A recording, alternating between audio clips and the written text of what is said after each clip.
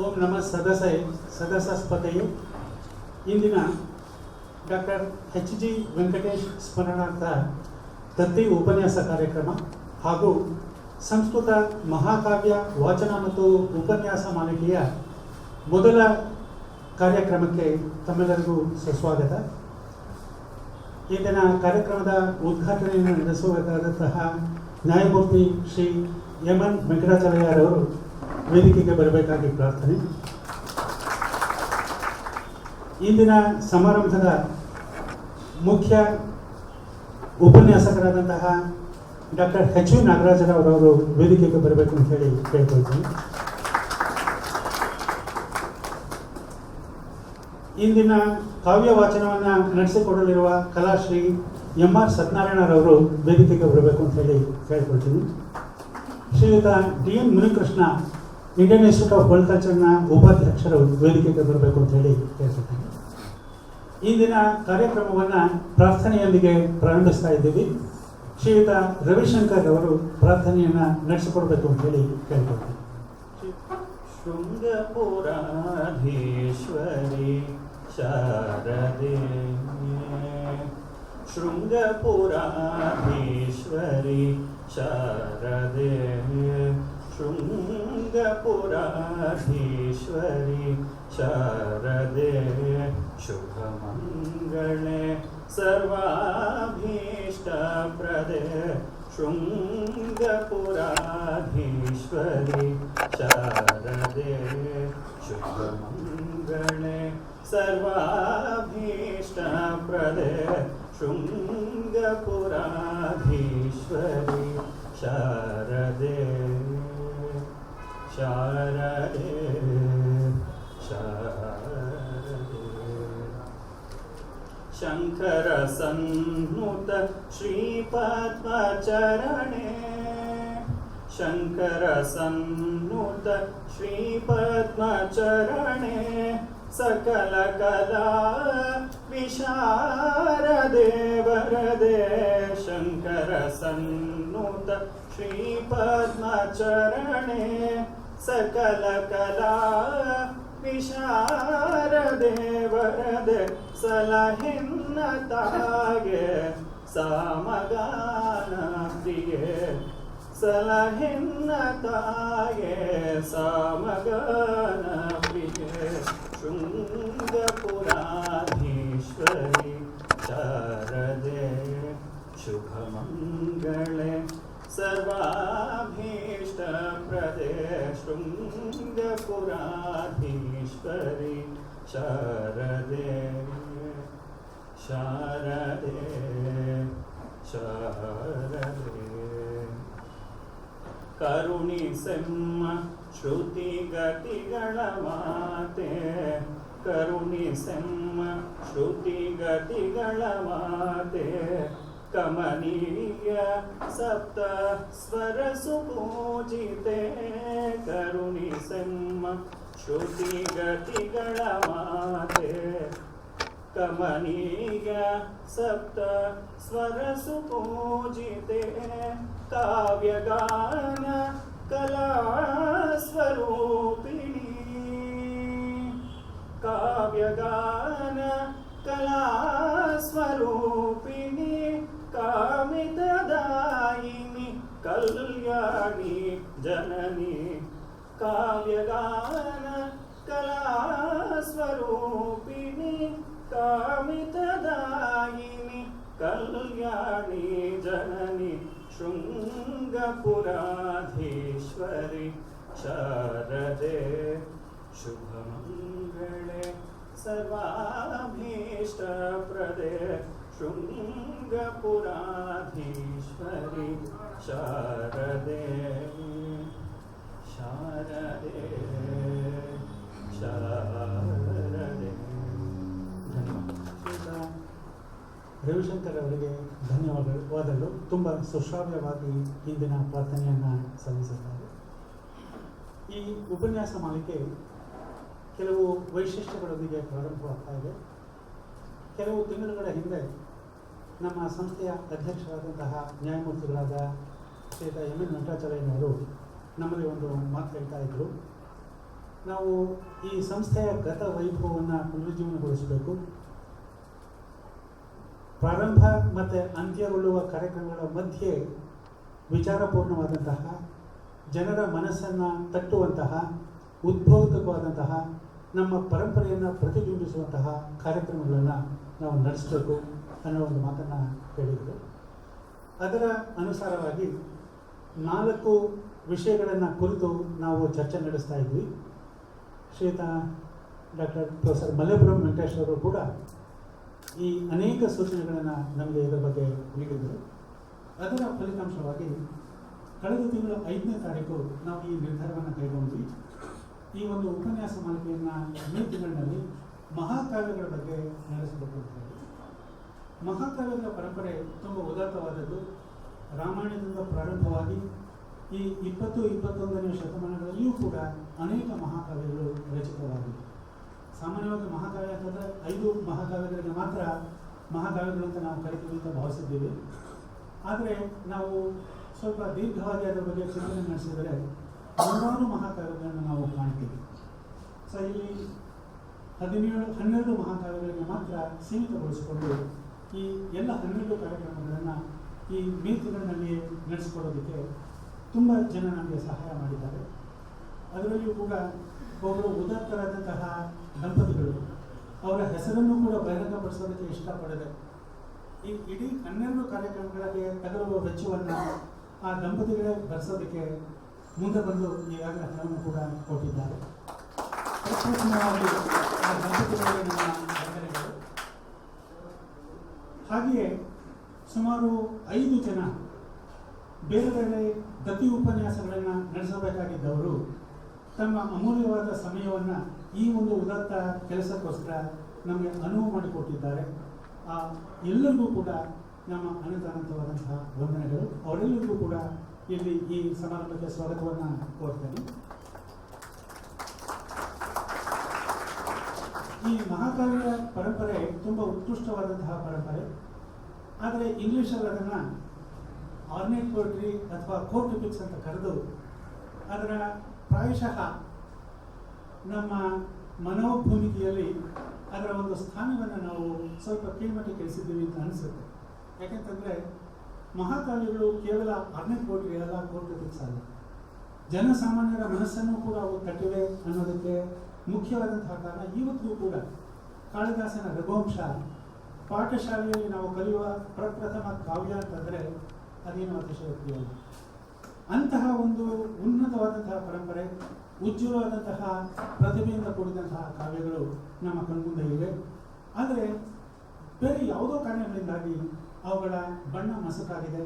ಅದನ್ನು ಮತ್ತೆ ಪುನರುಜ್ಜೀವನಗೊಳಿಸೋದು ನಮ್ಮ ಧ್ಯೇಯ.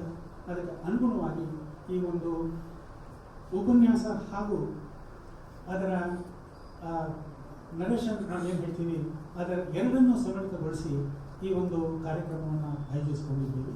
ಯಾಕೆಂತಂದರೆ ಸಂಸ್ಕೃತ ಶಬ್ದಗಳು ಕಿವಿಯ ಮೇಲೆ ಬಿದ್ದಾಗ ಅದರ ಸೌಂದರ್ಯವೇ ಬೇರೆ. ಅದಕ್ಕೋಸ್ಕರ ಪ್ರತಿಯೊಂದು ಭಾಷಣದ ಪ್ರಾರಂಭದಲ್ಲಿಯೂ ಕೂಡ 30 ನಿಮಿಷಗಳ ಕಾಲ ಈ ವಾಚನಕ್ಕೋಸ್ಕರ ಮೀಸಲಾಗಿಟ್ಟಿದ್ದೀವಿ. ಸಂಪೂರ್ಣವಾಗಿ ಸಂಸ್ಕೃತದ ನುಡಿಯನ್ನು ತಾವು ಕೇಳಲಿದ್ದೀರಿ. ಆ 30 ನಿಮಿಷಗಳ ಪರ್ಯಂತ ಅನೇಕ ಜನ ಇದಕ್ಕೆ ಮುಂದೆ ಬಂದಿದ್ದಾರೆ. ನಮ್ಮ ತುಂಬ ಉತ್ತಮ ಕಂಪನಿಯಾದಂತಹ MR ಸತ್ಯನಾರಾಯಣರವರು,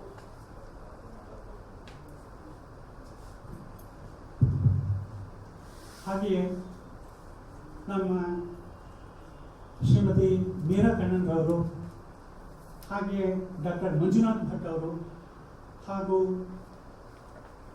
ವಿದ್ವಾನ್ ಎಂ ಖಾಸಿಂ ಮಲ್ಲಿಗೆ ಮಡು ಅವರು ಕೂಡ ಒಂದು ಮಹಾಕಾವ್ಯಕ್ಕೆ ತಮ್ಮ ಧ್ವನಿಯನ್ನು ಸೇರಿಸಿಕೊಳ್ತಾ ಇದ್ದಾರೆ.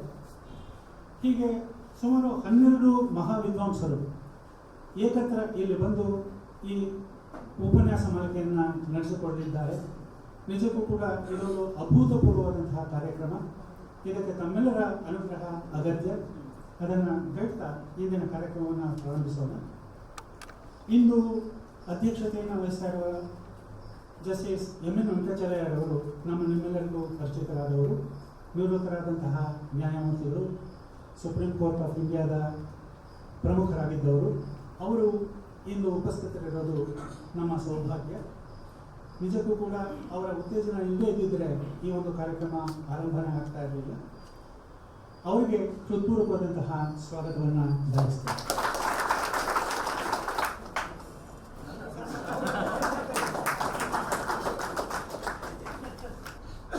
ತುಂಬ ಸಹಜವಾಗಿಯೇ ನ್ಯಾಯಮೂರ್ತಿಗಳು ಇಂದಿನ ಉಪನ್ಯಾಸಕರಾದಂತಹ ವಿದ್ವಾನ್ ಡಾಕ್ಟರ್ ಎಚ್ ವಿ ನಾಗರಾಜರವರಿಗೆ ತಮ್ಮ ಮನೆಯನ್ನು ಅರ್ಪಿಸಿಬಿಟ್ಟರು. ಶ್ರೀಯುತ ಎಚ್ ವಿ ನಾಗರಾಜರವರು ಸೆಪ್ಟೆಂಬರ್ 10, 1942ರಲ್ಲಿ ಕೋಲಾರ ಜಿಲ್ಲೆಯಲ್ಲಿ ಸೋಮನಹಳ್ಳಿಯಲ್ಲಿ ಜನ್ಮ ತಾಳಿದರು. ಇವರ ತಂದೆ ವೆಂಕಟನಾರಾಯಣಪ್ಪನವರು, ತಾಯಿ ಸತ್ಯಲಕ್ಷ್ಮಮ್ಮ. ಇವರ ಪ್ರಾಥಮಿಕ ಅಭ್ಯಾಸ ನಡೆದದ್ದು ಗುಡಿಬಂಡೆಯಲ್ಲಿ. ಇವರ ಪ್ರಥಮ ಗುರುಗಳು ಎನ್ ವಿ ಅನಂತರಾಮಯ್ಯವರು.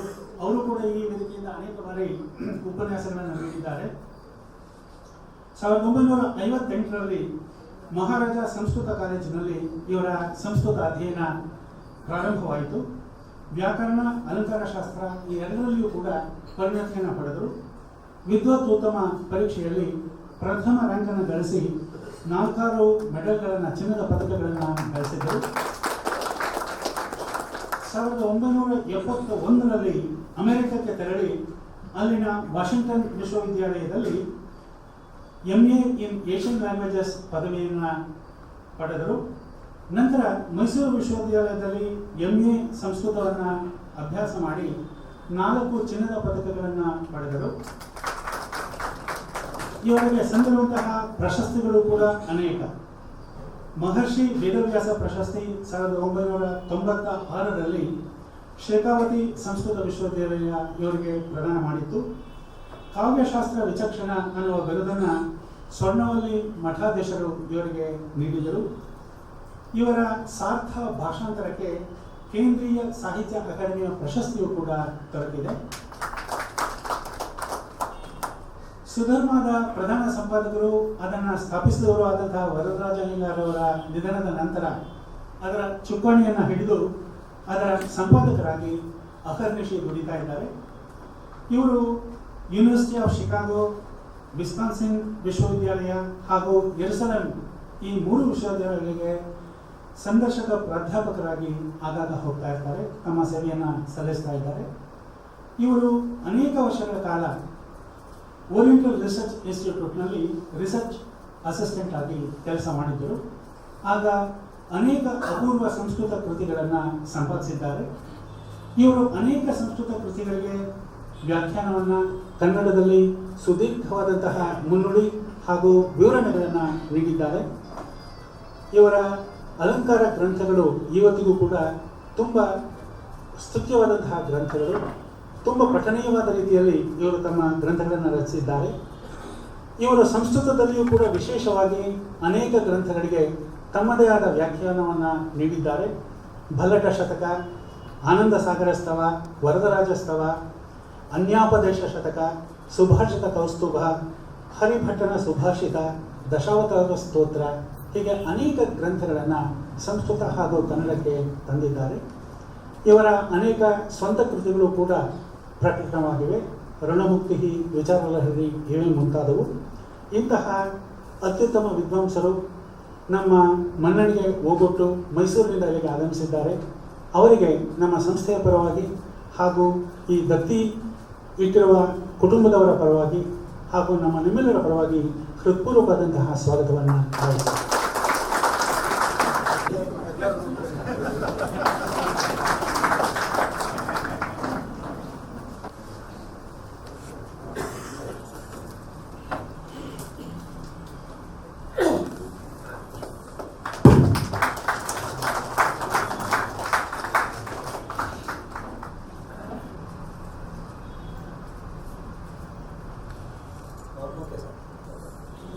ಈ ಸಮಾರಂಭದ ಪ್ರಾರಂಭದಲ್ಲಿ ಕಲಾಶ್ರೀ MR ಸತ್ಯನಾರಾಯಣ ಅವರ ವಚನವೂ ಕೂಡ ಉಂಟು.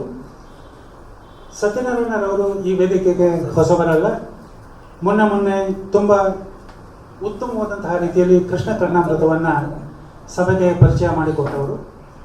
ಇವರ ಜನನ 25 ಜೂನ್ 1950ರಲ್ಲಿ.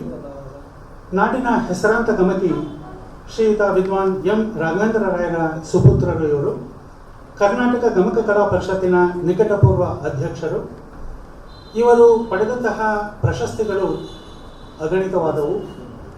2005ರಲ್ಲಿ ರಾಜ್ಯೋತ್ಸವ ಪ್ರಶಸ್ತಿ, 2005ರಲ್ಲಿ ಕೆಂಪೇಗೌಡ ಪ್ರಶಸ್ತಿ, 7ರಲ್ಲಿ ಸಂಗೀತ ನೃತ್ಯ ಅಕಾಡೆಮಿಯ ಪ್ರಶಸ್ತಿ, 2012ರಲ್ಲಿ ಆರ್ಯಭಟ ಅಂತಾರಾಷ್ಟ್ರೀಯ ಪ್ರಶಸ್ತಿ, 2017ರಲ್ಲಿ ಬೆಂಗಳೂರು ದೂರದರ್ಶನ ಚಂದನ ಪ್ರಶಸ್ತಿ. ಹೀಗೆ ಅನೇಕ ಪ್ರಶಸ್ತಿಗಳಿಗೆ ಇವರು ಭಾಜನರು. ಆಕಾಶವಾಣಿಯ ನಿವೃತ್ತ ಹಿರಿಯ ಕಾರ್ಯಕ್ರಮ ನಿರ್ವಾಹಕರು ಕೂಡ ಆಗಿದ್ದಾರೆ. ಇವರ ಒಂದು ಉತ್ತಮವಾದಂತಹ ಕೆಲಸ ಅಂತಂದರೆ, ಕುವೆಂಪುರವರ ಶ್ರೀ ರಾಮಾಯಣ ದರ್ಶನ ಕಾವ್ಯವನ್ನು, ಮಹಾಕಾವ್ಯವನ್ನು 82 ಗಂಟೆಗಳ ಒಂದು ಸುದೀರ್ಘವಾದಂತಹ ವಾಚನವನ್ನು ಸುಮಾರು 75 ಕಲಾವಿದರ ಒಟ್ಟುಗೂಡಿಸಿ ಅದನ್ನು ಪ್ರಕಟಪಡಿಸಿದ್ದಾರೆ. ಇದು 2012-13ರಲ್ಲಿ ಇವರು ಮಾಡಿದಂತಹ ಮಹಾನ್ ಕೃತಿ. ಇವರು ಅನೇಕ ರೂಪಕಗಳು, ಲೇಖನಗಳು, ಕಾರ್ಯಕ್ರಮಗಳನ್ನು ಸೃಷ್ಟಿಸಿ ಜನರಿಗೆ ಪ್ರದರ್ಶಿಸಿದ್ದಾರೆ. ಇವರಿಗೆ ತುಂಬ ಹೃತ್ಪೂರ್ವಕವಾದಂತಹ ಸ್ವಾಗತವನ್ನು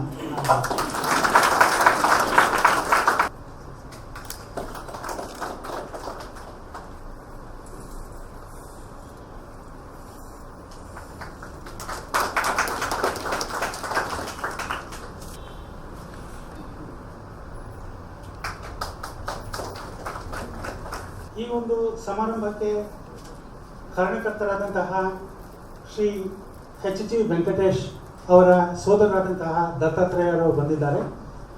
ಅವರ ಸಹೋದರನ ಕುರಿತು ಒಂದೆರಡು ಮಾತುಗಳನ್ನು ಪರಿಚಯ ಮಾಡಿಕೊಡ್ಬೇಕು ಅಂತ ಹೇಳಿ ಶ್ರೀಯುತ ದತ್ತಾತ್ರೇಯ ಅವರನ್ನು ಕೇಳ್ಕೊಳ್ತೇವೆ. ನಮಸ್ಕಾರ. ಇವತ್ತು ಪ್ರತಿ ವರ್ಷದಂತೆ ಡಾಕ್ಟರ್ HG ವೆಂಕಟೇಶ್ ಅವರ ವರ್ಷದಲ್ಲಿ ಒಂದು ಬಾರಿ ಮಾಡುವಂಥ ನೆನಪಿನ ಉಪನ್ಯಾಸ. ನನಗೆ ಭಾಳ ಸಂತೋಷ ಆಗ್ತಿರೋದು ಇವತ್ತು ಅಂತ ಅಂದರೆ, ಈ ದತ್ತಿ ಉಪನ್ಯಾಸವನ್ನು ಒಂದು ದೊಡ್ಡ ಕಾರ್ಯಕ್ರಮದ ಜೊತೆಗೆ ಸೇರಿಸ್ಕೊಂಡು ಮಾಡ್ತಾ ಇರೋದು ನಿಜವಾಗಿಯೂ ಕೂಡ ಬಹಳ ಸಂತೋಷ. ನನಗೊಬ್ಬನಿಗೆ ಅಲ್ಲ, ನಮ್ಮ ಇಡೀ ಕುಟುಂಬ ವರ್ಗಕ್ಕೆ. HG ವೆಂಕಟೇಶ್ ಅವರು ಹುಟ್ಟಿದ್ದು ಚಿತ್ರದುರ್ಗದಲ್ಲಿ. ಹರಿಹರ ಗುಂಡೂರಾವ್ ಮತ್ತು ವೆಂಕಮ್ಮ ಇವರ ಸುಪುತ್ರ, ಜ್ಯೇಷ್ಠ ಪುತ್ರ. ಅವರು ಸಣ್ಣ ವಯಸ್ಸಿನಿಂದ ಅಲ್ಲಿಯೇ ಓದಿ ಹೈಸ್ಕೂಲ್ನಲ್ಲಿ ಮೆಟ್ರಿಕ್ಯುಲೇಷನ್ನಲ್ಲಿ ರ್ಯಾಂಕ್ ಪಡೆದುಕೊಂಡ ವಿದ್ಯಾರ್ಥಿ. ನಂತರ ಸೆಂಟ್ರಲ್ ಕಾಲೇಜ್ ಬೆಂಗಳೂರಿನಲ್ಲಿ ತಮ್ಮ ವ್ಯಾಸಂಗವನ್ನು ಮುಂದುವರಿಸಿ BSc ಆನರ್ಸ್ ಮತ್ತು MSc ಫಿಸಿಕ್ಸ್ ಮಾಡಿ ಸ್ವಲ್ಪ ದಿವಸ ಮೈಸೂರಿನ ಕಾಲೇಜೊಂದರಲ್ಲಿ ಲೆಕ್ಚರರ್ ಆಗಿ ಕೆಲಸ ಮಾಡಿ, ನಂತರ IIT ಖರಗ್ಪುರ್ನಲ್ಲಿ ಫಿಸಿಕ್ಸ್ ಲೆಕ್ಚರರ್ ಆಗಿದ್ದಾಗ ಅವರನ್ನು ಸೆಂಟ್ರಲ್ ಗೌರ್ಮೆಂಟ್ ಸ್ಕಾಲರ್ಶಿಪ್ ಕೊಡುವುದರ ಮೂಲಕ ಪ್ರತಿಷ್ಠಿತ MIT Massachusetts institute of technology in America ಅಲ್ಲಿ 5 ವರ್ಷಗಳ ಕಾಲ ದೀರ್ಘ ಅಭ್ಯಾಸ ಮಾಡಿ ಮೇಜರ್ ಅನ್ನುವ ಆಗತಾನೇ ಪ್ರಚಲಿತವಾಗ್ತಿದ್ದಂಥ ವಿಜ್ಞಾನದ ವಿಷಯದಲ್ಲಿ SCD ಡಾಕ್ಟರ್ ಆಫ್ ಸೈನ್ಸ್ ಪದವಿಯನ್ನು ಪಡ್ಕೊಂಡ್ರು. ಆಮೇಲೆ ವಾಪಸ್ ಇಲ್ಲಿಗೆ ಬಂದ ಮೇಲೆ ಮೈಸೂರು ಯೂನಿವರ್ಸಿಟಿಯಿಂದ ಮ್ಯಾಥಮೆಟಿಕ್ಸ್ನಲ್ಲಿ PhD ತಗೊಂಡ್ರು. ಆ ನಂತರದ ದಿವಸಗಳಲ್ಲಿ ರಾಂಚಿನಲ್ಲಿ ಬಿರ್ಲಾ ಇನ್ಸ್ಟಿಟ್ಯೂಟ್ ಆಫ್ ಟೆಕ್ನಾಲಜಿ ಅಲ್ಲಿ head of the department of physics ಆಗಿ ಅಲ್ಲಿ ಒಂದು ಲೇಸರ್ ಮತ್ತು ಲೇಸರ್ ವಿಜ್ಞಾನಕ್ಕೆ ಸಂಬಂಧಪಟ್ಟಂತೆ ಒಂದು ಅತ್ಯಾಧುನಿಕವಾದ ಲ್ಯಾಬೊರೇಟರಿಯನ್ನು ಸೃಷ್ಟಿ ಮಾಡಿದ್ರು. ನಮಗೆ ಇವತ್ತಿಲ್ಲಿ ಕೇಳಿದ್ದು ಅಂತಂದರೆ, ಇಂಥ ವಿಜ್ಞಾನಿಗೆ ಸಂಬಂಧಪಟ್ಟ ದತ್ತಿ ಉಪನ್ಯಾಸದಲ್ಲಿ ಸಾಮಾನ್ಯವಾಗಿ ವಿಜ್ಞಾನದ ವಿಷಯಗಳನ್ನು ನಾವು ಅದರೊಳಗೆ ತೊಡಗಿಸ್ಕೊತಾ ಇದ್ವಿ. ಆದರೆ ಒಂದು ವಿಷಯ ಹೇಳಬೇಕಿಲ್ಲಿ, ವೆಂಕಟೇಶ್ ಅವರು ವಿಜ್ಞಾನದಲ್ಲಿ ಎಷ್ಟು ಆಸಕ್ತಿ ವಹಿಸಿದರೋ ಅಷ್ಟೇ ಆಸಕ್ತಿಯನ್ನು ಸಂಗೀತ, ಸಾಹಿತ್ಯ ಮತ್ತು ಅಧ್ಯಾತ್ಮ ಈ 3 ವಿಷಯಗಳಲ್ಲಿ ಅವರು ಅಷ್ಟೊಂದು ಆಸಕ್ತಿಯನ್ನು ವಹಿಸಿದ್ದರು. ಒಂದು ಕಾಲಕ್ಕೆ ಇವರು ಫಿಸಿಕ್ಸ್ನಲ್ಲಿ ಮುಂದುವರಿತಾರೋ ಅಥವಾ ಮ್ಯೂಸಿಕ್ನಲ್ಲಿ ಮುಂದುವರಿತಾರೋ ಅನ್ನೋ ಒಂದು ಪ್ರಶ್ನೆ ಉದ್ಭವವಾಗಿತ್ತು. ಯಾಕೆಂದರೆ ಆಗಿನ ಕಾಲಕ್ಕೆ ಬಹಳ ಪ್ರತಿಷ್ಠಿತರಾದ ಸಾಯಿಗಲ್ ಪಂಕಜ್ ಮಲ್ಲಿಕ್ ಅವರ ಹಾಡುಗಳನ್ನು ಅತ್ಯದ್ಭುತವಾಗಿ ಹಾಡ್ತಾ ಇದ್ದವರು. ಇದ್ದಕ್ಕಿದ್ದಾಗೆ ಒಂದು ದಿವಸ ಬೆಂಗಳೂರು ಬಿಟ್ಟು ಕಲ್ಕತ್ತಾಗೆ ಹೋಗಿ ಪಂಕಜ್ ಮಲ್ಲಿಕ್ ಎದುರುಗಡೆ ಅವರ ಹಾಡನ್ನು ಹಾಡಿ ಅವರಿಗೊಂದು ಸವಾಲನ್ನು ಎಸ್ತಿದ್ರಂತೆ. ನೀವು ಈ ಪ್ರಪಂಚದಿಂದ ಹೊರಗಡೆ ಹೋದರೂ ಪರವಾಗಿಲ್ಲ, ನಿಮ್ಮ voice will remain with me here.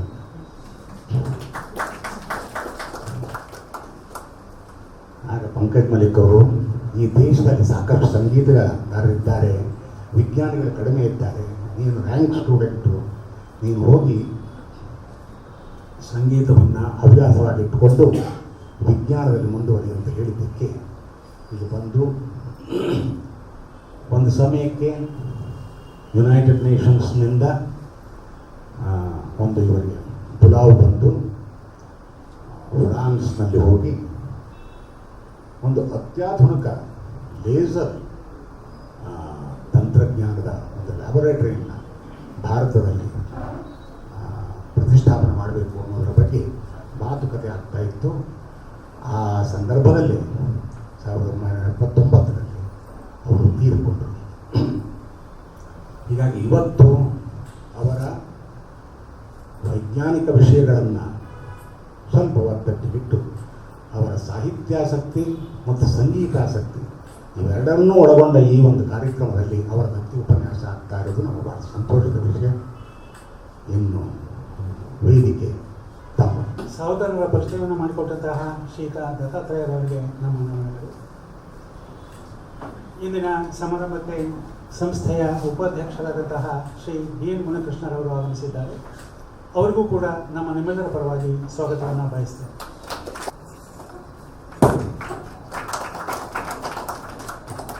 ಈ ಉಪನ್ಯಾಸ ಮಾಲಿಕೆಯನ್ನು ಜ್ಯೋತಿಯನ್ನು ಬೆಳಗಿಸುವುದರ ಮೂಲಕ ಘೋಷಿಸಬೇಕು ಅಂತೇಳಿ ನಾನು ಸನ್ಮಾನ್ಯರಾದಂತಹ ನ್ಯಾಯಮೂರ್ತಿ ವೆಂಕಟಾಚಲಯ್ಯರವರಲ್ಲಿ ರಿಕ್ವೆಸ್ಟ್ ಮಾಡ್ಕೊತೀನಿ. ಹಾಗೆ ಉಳಿದ ಗಣ್ಯರು ಕೂಡ ದೀಪವನ್ನು ಹೊತ್ತಿಸಬೇಕು ಅಂತ ಕೇಳ್ಕೊತೀನಿ.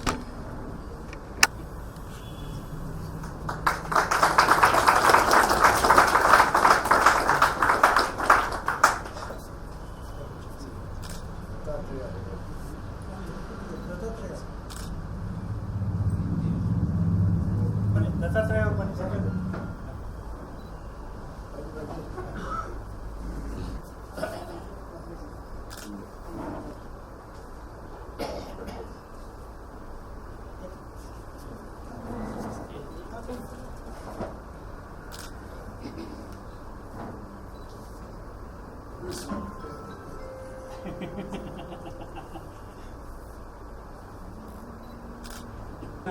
ಈ ಉಪನ್ಯಾಸ ಮಾಲಿಕೆಯ ಉದ್ಘಾಟನಾ ಭಾಷಣವನ್ನು ಮಾಡಬೇಕು ಅಂತ ಹೇಳಿ ನ್ಯಾಯಮೂರ್ತಿಗಳಲ್ಲಿ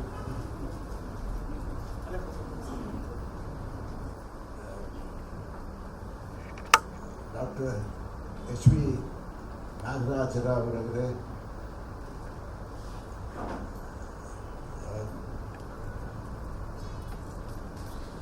ಡಾಕ್ಟರ್ ಮುನಿಕೃಷ್ಣ ಅವರೇ, ಕಲಾಶ್ರೀ ಸತ್ಯನಾರಾಯಣರವರೇ,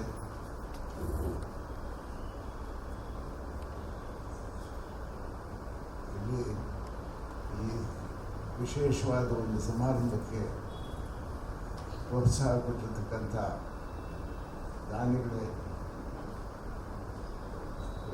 ಶ್ರೀ ವೆಂಕಟೇಶ್ ಅವರ ಕುಟುಂಬ ವರ್ಗದವರೇ, ಆತ್ಮೀಯ ಬಂಧುಗಳೇ, ಈ ಸಭೆಗೆ ನಾನು ಬಂದಾಗ ಈ ಸಭೆಯಲ್ಲಿ ಅರ್ಧ ಜಾಗದಲ್ಲಿ ಮಾತ್ರ ಕುರ್ಚಿಗಳನ್ನ ಏರ್ಪಡಿಸಿದ್ರು. ನಾನು ಹೇಳಿದೆ, ಇದೇನು ಈ ಸಭೆಗೆ, ಈ ಸಭೆ ತುಂಬಿ ಹೊರಗಡೆ ಕೂಡ ಜನ ಇರಬೇಕು ಅಂತ ಒಂದು ಕಣ್ಣಿಗೊತ್ಕೊಳ್ಳುವಂತಹ ಸಮಾರಂಭ ಇದು. ಇದಕ್ಕೆ ಅರ್ಧ ಜಾಗ ಮಾತ್ರ ಮಾಡಿದ್ರಿ ಅಂಥೇಳಿ ನನ್ನ ಮನಸ್ಸಿಗೆ ಬಂತು. ಈಗ ನೋಡಿ, ಕುರ್ಚಿಗಳೆಲ್ಲ ಹೊರಗಡೆ ಒಂದು ತರ್ತಾ ಇದ್ದಾರೆ ಎಲ್ಲ ಬಂದವ್ರಿಗೆಲ್ಲ. ನಾಗರಾಜ ರಾಯರು is a great scholar. I had the honor of presiding over a committee which had the honor of honoring him by recommending his scholarship to the president for the presidential award 2010, I think he was given the presidential award for his scholarship. ನಾನು ಸುಮಾರು 15 ವರ್ಷ ಡೆಲ್ಲಿಯಲ್ಲಿ ಇರೋ ಅವಕಾಶ ಇತ್ತು ನನಗೆ. I used to describe my stay as 15 lousy years in my life because Delhi was so polluted both climatically as well as intellectually and of course politically. But I must tell you, there are at least 100 beautiful institutions supporting art, architecture, culture, music, drama, dance, and ನಾನು ಸಂಬಂಧಪಟ್ಟ ಹಾಗೆ 3 ಸಂಸ್ಥೆಗಳನ್ನ I am supposed to be the founder patron of 3 institutions. One of them is Kalidas Ghalib Society. It is something which is ಅದಕ್ಕೆ ನನ್ನ ಸಹೋದ್ಯೋಗಿಗಳಾಗಿದ್ದವರು, ನಾನು ಅವ್ರು supreme ಕೋರ್ಟಿನ retire ಆದಮೇಲೆ ಬಂದರು, ಖರ್ಚು ಅಂತೇಳಿ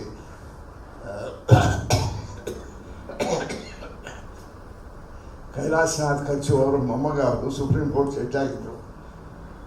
ಅವರು ಯೋಚನೆ ಮಾಡೋಕ್ಕೆ ಮುಂಚೆನೇ ಸ್ವಲ್ಪ ಮಾತಾಡ್ಬಿಡೋರು, ಅದರಿಂದ ಸ್ವಲ್ಪ ತಾಪತ್ರ ಇರಿಸಿಕೊಳ್ಳೋರು. He didn't seem to approve anything at all, perhaps except me. And Kalidas Ghalib Society ವಿಚಾರದಲ್ಲಿ ಅದರ ಉದ್ಘಾಟನಾ ಭಾಷಣಕ್ಕೆ ಒಬ್ಬರು ಮುಸಲ್ಮಾನರು ಬಂದು ಕಾಳಿದಾಸರ ಮೇಲೆ ಒಂದು ಮಾತಾಡಿದರು. It's on English lecture. It was one of the most superb accounts of Kalidasa I've ever heard or read. It was something extraordinary. He said, the most beautiful women in the world, according to Kalidasa, were in Ujjain. ಅದು ನಮ್ಮ ನಾಗರಾಜ ಅದಕ್ಕೆ ಅವರು ಉಜ್ಜೈನ್ಗೆ ಹೋಗಿ ಹೆಣ್ಮಕ್ಳು ನೋಡಿದಾರೋ ಇಲ್ವೋ, ಆದರೆ ನಾನು ಆ ಪ್ರೊಫೆಸರ್ ಹೇಳಿದೆ, ನೀವು ಬೆಂಗಳೂರಿಗೆ ಬಂದು ನೋಡಿಲ್ಲ ಹೆಣ್ಣುಮಕ್ಕಳನ್ನ, ನೀವು ಕಾಳಿದಾಸನ overruled Kalidasa and said the most beautiful women are in Bangalore. That apart, ನೋಡಿ, ಈ ದೊಡ್ಡ ನಮ್ಮ ಸಂಸ್ಕೃತಿಯ ಸೌಭಾಗ್ಯ ಇದು. ಕಾಳಿದಾಸನ ಹೆಸರು ಹೇಳೋದೆ. Perhaps the greatest poet, dramatist in the world. We have taken this great gift for granted. And ನಾನು ನಮ್ಮ ನಾಗರಾಜ್ ಅವರಿಗೆ ಪದೇ ಪದೇ ಹಿಂಸೆ ಮಾಡ್ತಿದ್ದೆ. ನೀವು ಈ ಕಾಳಿದಾಸನ ಮೇಲೆ ದೊಡ್ಡ ಸಾಂಸ್ಕೃತಿಕ ಡ್ರಾಮಟಿಸ್ಟ್ ಮೇಲೆ ಶ್ರೀನಿವಾಸ ಹೆಂಗ ಅವರು ಒಂದು ದೊಡ್ಡ ಪುಸ್ತಕ ಬರೆದಿದ್ದಾರೆ, 2 ವಾಲ್ಯೂಮ್ ಇದೆ ನೋಡಿ, ಅವರು ಸಂಸ್ಕೃತ ಕವಿಚರಿತ್ರೆ ಅಂತೇಳಿ. ಪ್ರೊಫೆಸರ್ ಕಣ್ಣನ್ ಅವರಿದ್ದಾರೆ, ವೇಣುಗೋಪಾಲ್ ಇದ್ದಾರೆ, ರಾಮ್ ಪ್ರಕಾಶ್ ಇದ್ದಾರೆ, ಇವರೆಲ್ಲ ನಮ್ಮ ಸಹೋದ್ಯೋಗಿಗಳು ಈ ಸಂಘದಲ್ಲಿ. ಇಂಥ ಸಭೆಗಳನ್ನು ಆಯೋಜಿಸಿ ಮುಖ್ಯವಾಗಿ ನಮ್ಮ younger generation, particularly technologist, those who pursue courses in technology, medicine, in higher science, they must understand there is another corresponding aspect of personality, the culture of the inner man. If you don't fertilize that culture of the inner man, the whole of your career will be meaningless. It's a simple pursuit of worldly goods. To counterbalance every economic activity, technological activity has a dehumanizing effect. Pursuit of wealth, pursuit of position, status, authority, they have a dehumanizing effect on the culture of the inner man. How to refine the culture of the inner man? I think this is the place where such things have to be thought of, and the vigorous refreshment to this process can come only from a very sensitive understanding of the great Sanskrit dramatists and poets. And even Kannada literature is as rich and as munificent as Sanskrit. ನಮಗೆ ಈ ಸಮಾರಂಭಕ್ಕೆ ಒಬ್ಬರು ದಾನಿಗಳು, ದಂಪತಿಗಳು, ಅವ್ರ ಹೆಸರು ಕೂಡ ನನಗೆ ತಿಳಿಸ್ಬಾರ್ದು ಅಂತ ಹೇಳಿದಾರಂತೆ. ಗುಟ್ಟಾಗಿ ನನಗಾದ್ರು ಹೇಳಬೇಕು. ನಾನು ಈ ಸಂಸ್ಥೆ ಅಧ್ಯಕ್ಷನಾಗಿರೋದ್ರಿಂದ I think I am entitled to a secret information about them, so that I may go to their house and offer a garland to them. see, this is such a beautiful sentiment that you have supported. This is rebuilding our dilapidated society. Our personal relations are collapsing, our families are collapsing, our values are collapsing, and there is a mere show. The sensitive relationships are collapsing. To give it a refreshment, the study of the classics and the sentiments of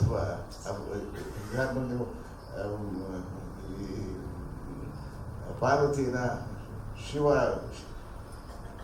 ಒಂದು ಮಾರುವೇಷದಲ್ಲಿ ಬಂದು ಶಿವನನ್ನು ಬೈತಾನೆ, ಇನ್ನು ಎಂಥವ್ರನ್ನ ಕುರಿತು ತಪಸ್ಸು ಮಾಡ್ತಿದ್ದೆ, ಅವನು ಆನೆ ಚರ್ಮ ಹಾಕ್ಕೊಂಡಿದ್ದಾನೆ, ಬುದ್ಧಿ ಬಿಟ್ಕೊಂಡಿದ್ದಾನೆ, ಸ್ಮಶಾನದಲ್ಲಿದ್ದಾನೆ, ಇಂಥ ಒಂದು out of sheer disgust she stands up and wants to go away, lifts her leg to put it outside and go away. At that time he puts the helm of her robes and says, I am Shiva myself, I have become your slave when I come to your devotion. The range of emotions that cross the mind, and it's impossible to express it in words. In one stanza, I think 89% is here, pardon me if I quote this wrong. The range of emotions from disgust, disappointment and frustration to emancipation and fulfillment, all the range is expressed in that expression. I don't think any other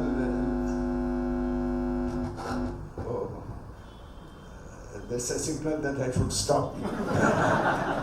Thank you very much for all of you.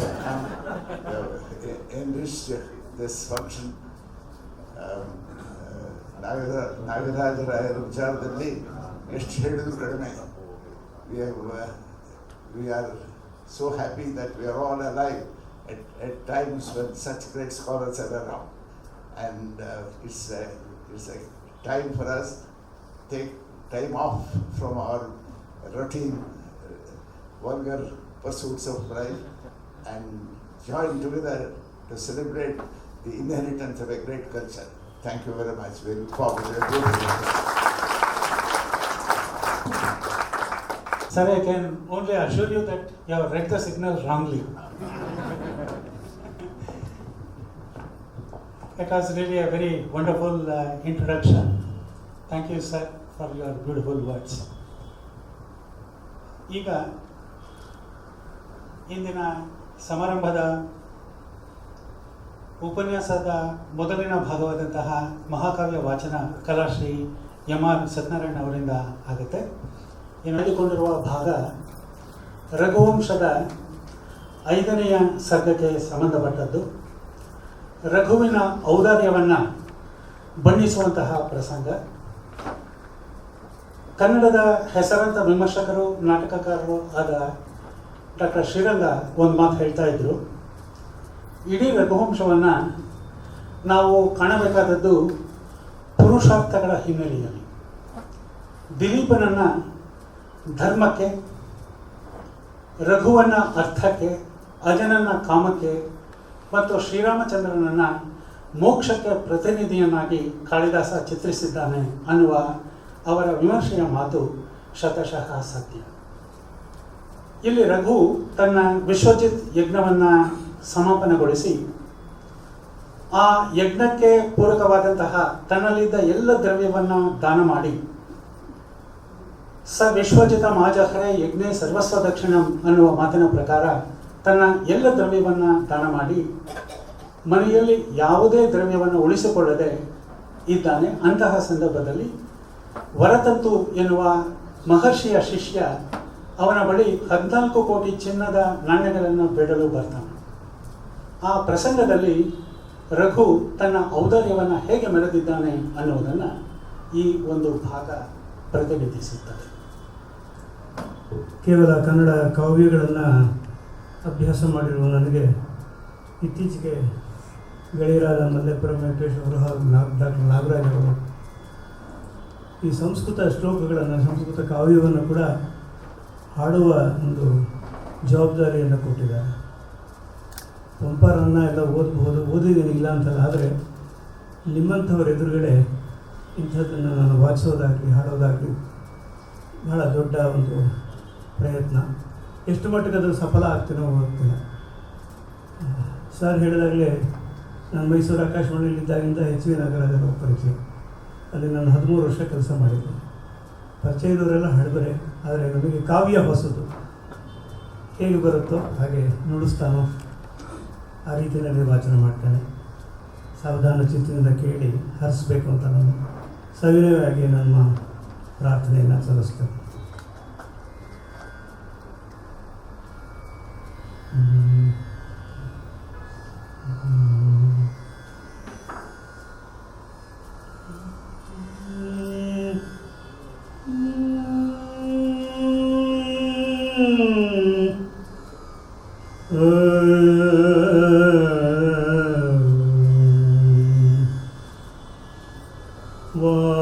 ವಾಗರ್ಥವಿವ ಸಂಪೃಕ್ತೋ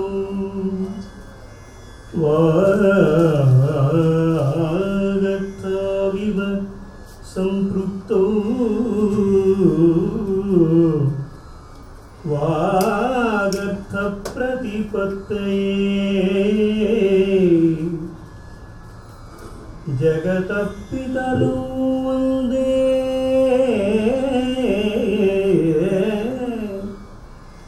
ಜಗತಃ ಪಿತರೋ Vande Parvati ಪರಮೇಶ್ವರೌ ಜಗತಃ ಪಿತರೋ Vande Parvati ಪರಮೇಶ್ವರೌ Parvati ಪರಮೇಶ್ವರೌ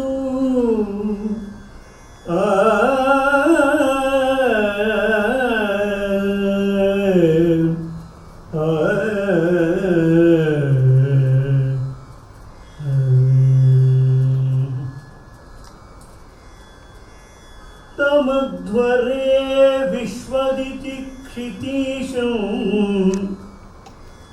ತಮಧ್ವರೇ ವಿಶ್ವಜಿತಿ ಕ್ಷಿತೀಶಂ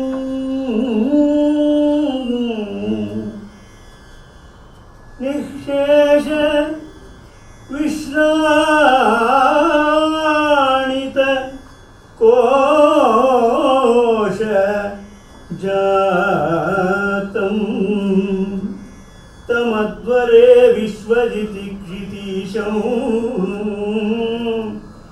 ನಿಶೇಷ ವಿಶ್ರಾಣಿತ ಕೋಶ ಜಾತಂ ಉಪಾತ್ತ ವಿದ್ಯೋ ಗುರುದಕ್ಷಿಣಾರ್ಥಿ ಕೌತ್ಸಹ ಪ್ರಪೇದೇ ಕೌತ್ಸಹ ಪ್ರಪೇದೇ ವರತಂತು ಶಿಷ್ಯಃ ವರತಂತು ಶಿಷ್ಯಃ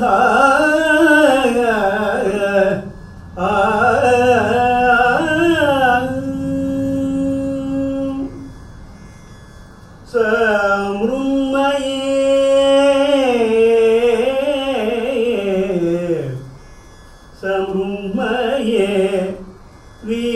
वीतहिरण्मयत्वा समृन्मये वीतहिरण्मयत्वात् पात्रे निदायार्घ्यमार्घ्यशीलः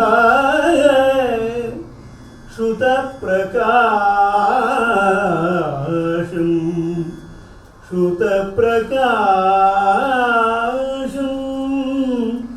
यशसा प्रकाशः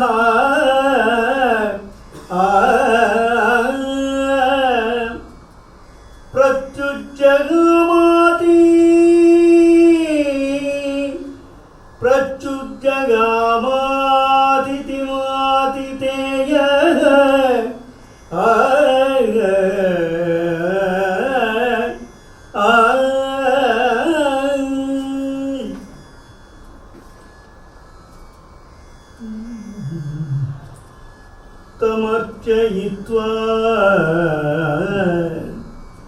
तमर्चयित्वा विधिवत् विदिग्धः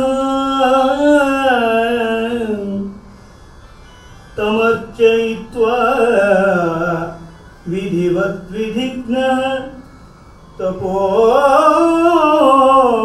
तपोधनं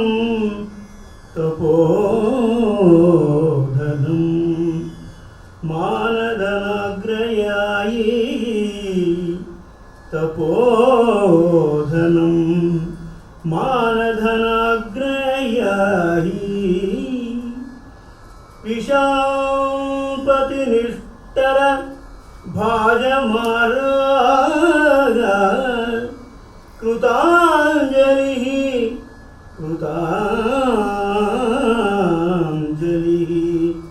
कृत्य विदित्वाच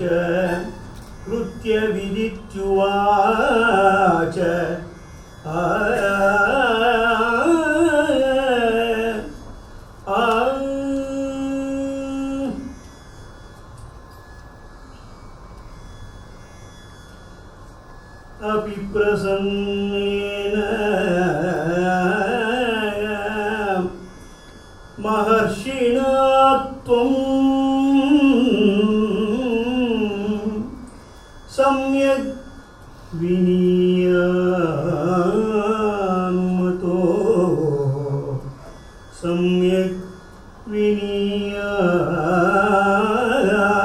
विनीयानुमतो गृहाय कालोह्ययं संक्रमितो द्वितीयं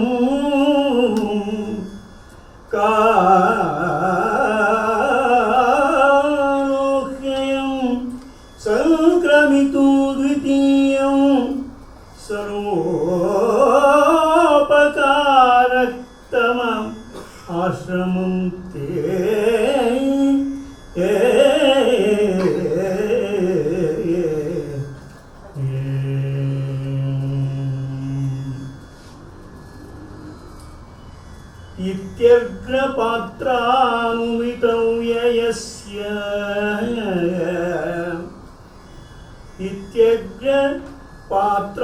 इत्यग्रपात्रानुमितव्यस्य प्रघोरुदारामपि गांनिशिन्या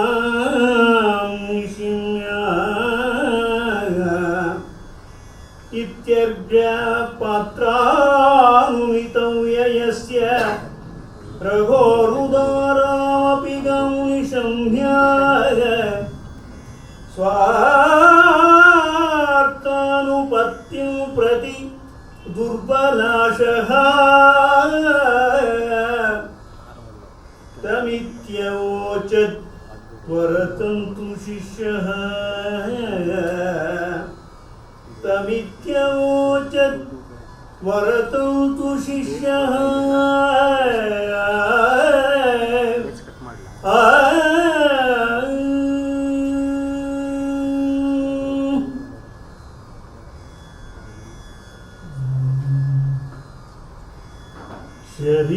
शरीरमात्रेण नरेन्द्र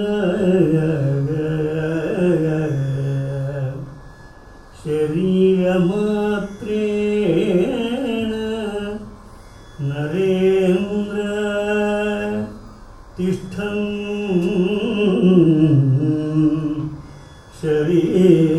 शरीरमात्रेण नरेन्द्र तिष्ठन्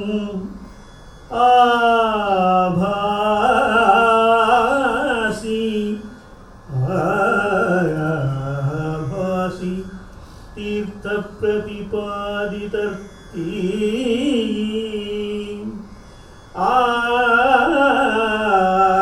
आरण्यकोपात्त फलप्रसूतिः स्तम्भेन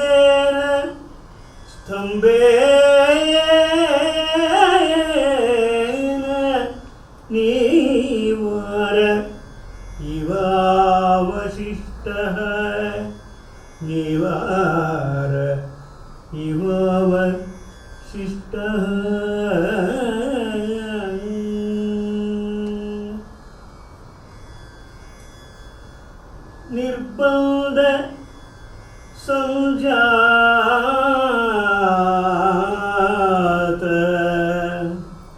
निर्बंध संजात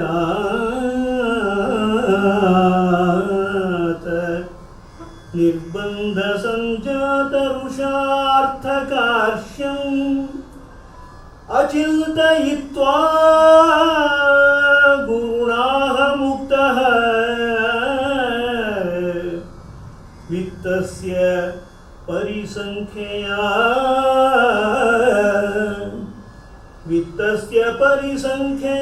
मे कोटिष्वतस्रोदश चाहरेति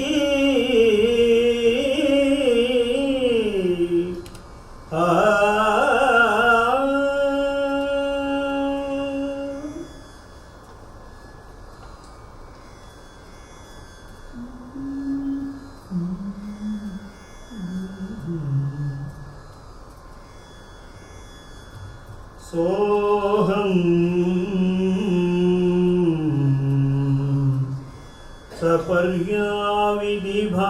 सपर्याविधिभाजनेन सोऽहं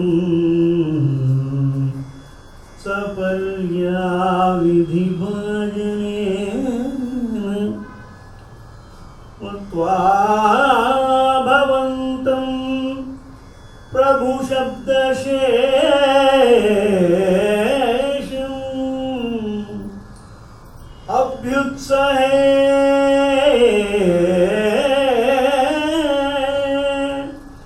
अभ्युत्सहे सम्प्रति नोपरोद्धुम् अल्पेतरत्वा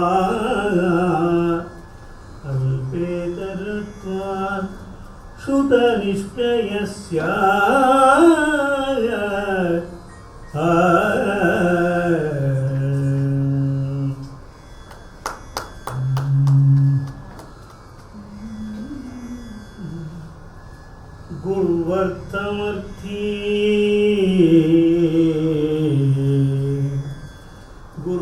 गुरुवर्थमर्थी श्रुतपारदृष्ट्वा गुरुवर्थमर्थी श्रुतपार दृष्ट्वा रघो सकाशादनव्याप्य रघो सकाशादनवाप्य कामं गतो वदान्यान्तरमित्ययं मे मा भूत् परिवाद अवतारः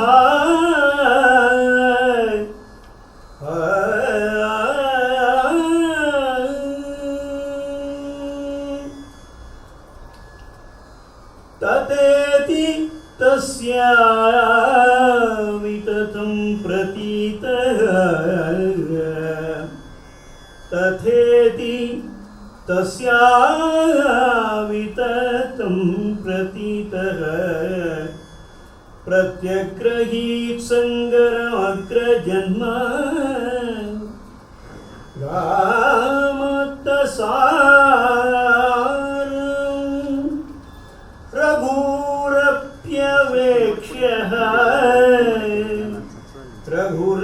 रघुरप्यवेक्ष्य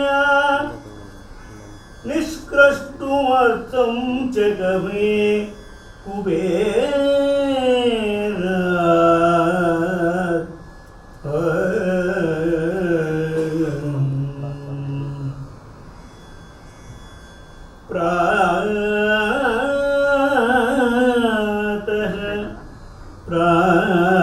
प्रातः प्रयाणाभिमुखाय तस्मै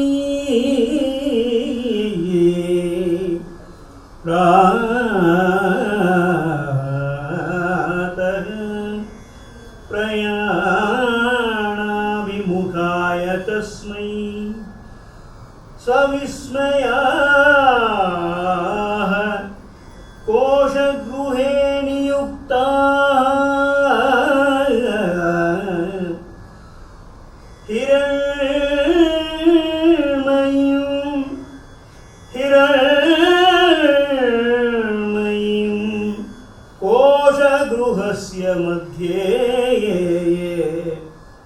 वृष्टिं शशंसुः पतितानां नभस्तः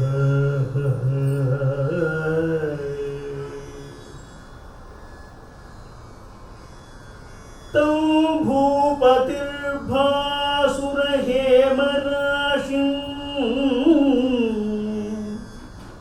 लब्धं तं भूपतिर्भासुरहेमराशिं लब्धं कुबेरादभियस्यमाना दिरेश कौत्साय समस्तमेव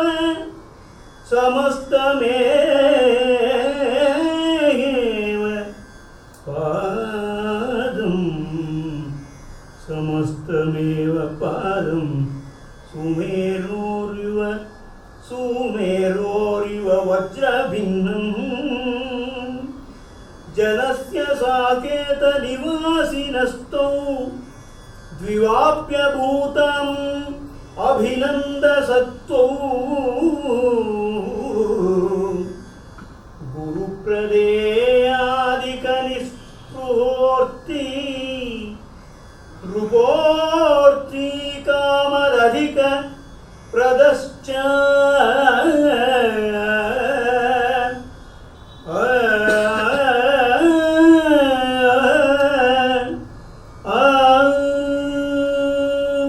ನಮಸ್ಕಾರ.